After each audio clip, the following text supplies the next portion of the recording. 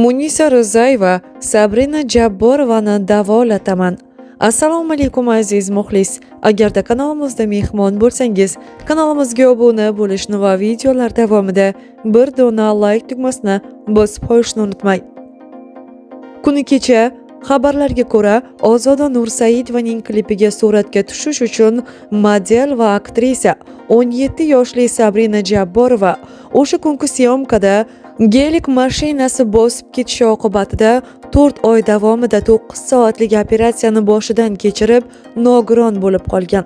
Bu haqda butun O'zbekiston san'atkorlari Sabrinaga yordam berish haqida barcha gapirmoqda.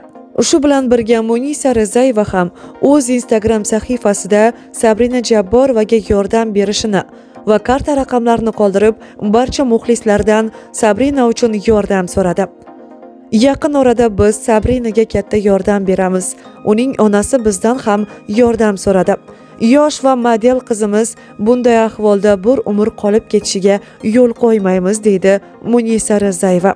Sabrina Jabborovaga yordam berishni istagan muxlislarimiz video ostida bir dona like tugmasini bosib, bu videoni yaqinlaringizga ham jo'natib qo'ying.